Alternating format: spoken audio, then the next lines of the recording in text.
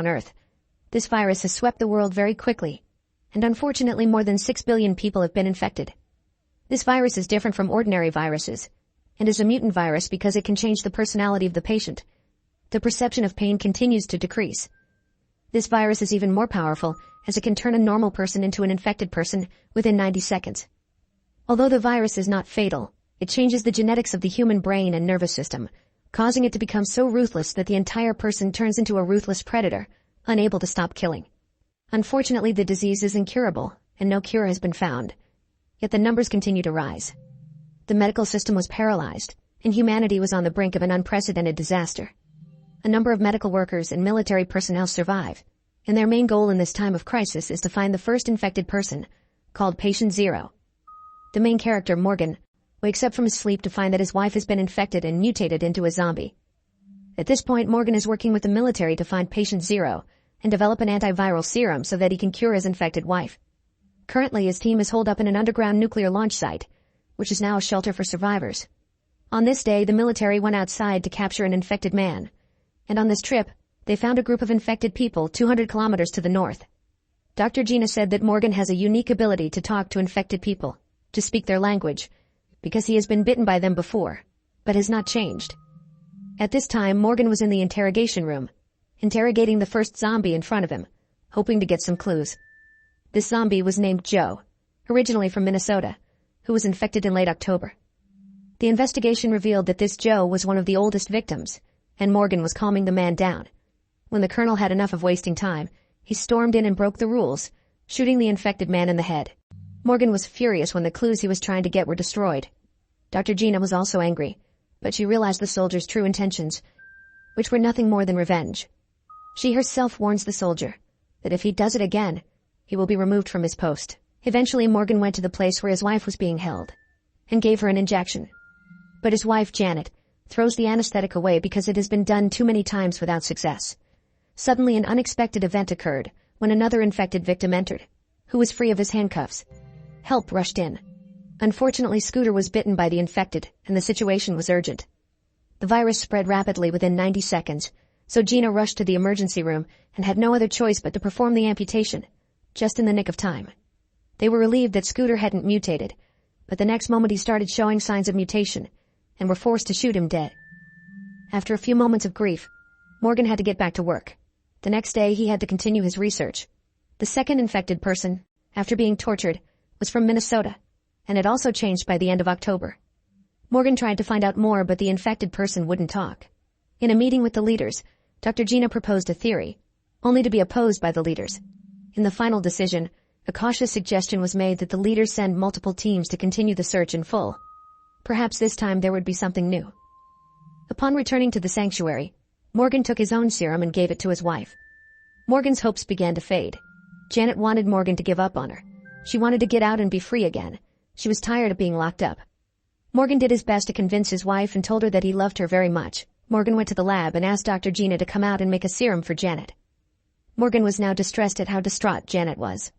Dr. Gina advises him not to take chances with his own blood, even if it is effective, and advises him to give up on his wife, as they are still far from the vaccine. Dr. Gina then takes the opportunity to profess her love for Morgan. Morgan avoided her and refused to return to Gina. At this point, Dr. Gina used a pregnancy test to find out that she was pregnant. Janet was in the room and seemed to feel something. At night, Morgan can't sleep. He remembers what happened that night when he and his wife were driving together and came across zombies. Morgan woke up to Janet's screams. At that time, the base found the bodies of several soldiers, all of whom had been bitten by zombies. One of the soldiers was conducting an inspection when a soldier suddenly rose up and bit the unsuspecting inspector. Chaos ensues in the shelter, as the officers and the infected fight to the death. In the fight, those who are vulnerable are almost killed. Fortunately, Morgan appeared just in time to subdue him. Holding the infected man by the neck, Morgan stopped him and tried to talk to him to find out more. Finally, the infected man was put into the observation room for interrogation, and it was obvious that he was very different from other infected men. He could speak. He could control himself. He was not afraid of music like the other infected people. He seemed to be enjoying himself and lit a cigarette. The people there were surprised, and maybe it could be a breakthrough for them. They found an identity card on this infected man, a professor. Through Morgan's questioning, they found that the professor had reversed their previous perception that he was a cognitively independent infected person, which was rare. Morgan asked about his past, and he slowly recounted how he got infected. He was in class that day after starting the lecture when his wife called him and he walked out of the classroom door. His wife panicked on the phone, saying that people were being attacked and he should go home. As she said this, there were infected people in the classroom attacking the students and creating chaos. The professor quickly escaped. Unfortunately, he was also attacked. He described how the virus felt when it attacked, how every nerve felt stretched. It was very painful. In the midst of this pain, a belief held him together and encouraged him to return to his family. The professor told him that there was no such thing as patient zero. In society, anyone can be the source of the virus, rich or poor, stranger, freak, feminist, intellectual, and so on. The virus has been hiding in our bodies for a long time, and the pressures of modern society have awakened it. With this sharp comment, Morgan was so overcome with emotion that he punched the professor in the face. Morgan then left the interrogation room, and Gina went to him, patiently talking through his problems and calming his mind.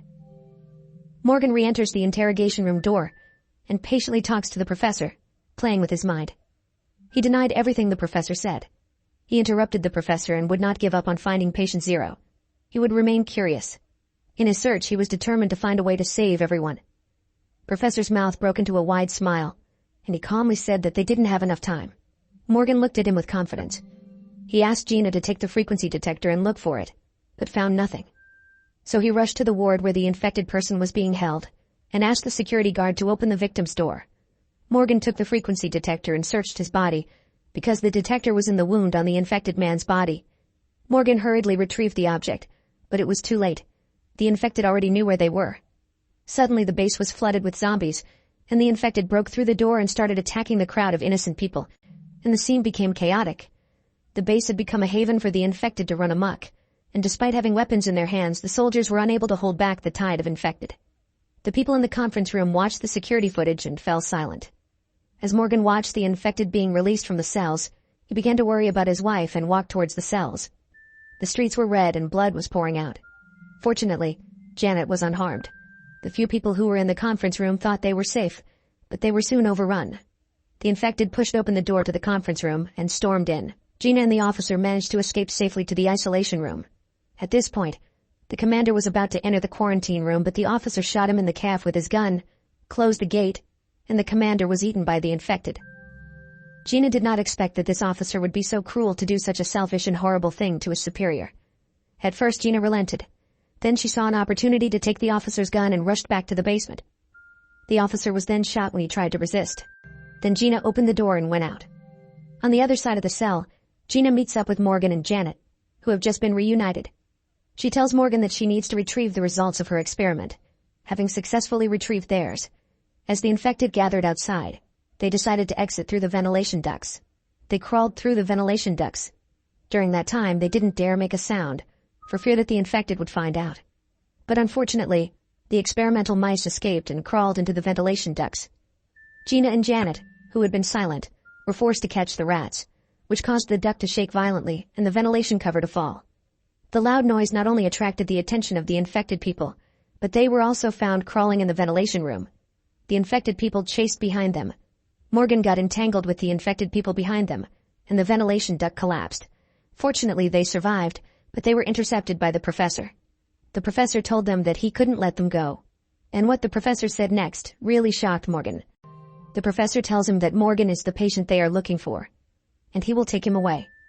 Janet and Morgan then fight against the professor, and Morgan, with his strength, pushes the professor towards the iron. Morgan survived because he was a half-zombie, and the wounds were not too deep. Then there were many infected people who entered.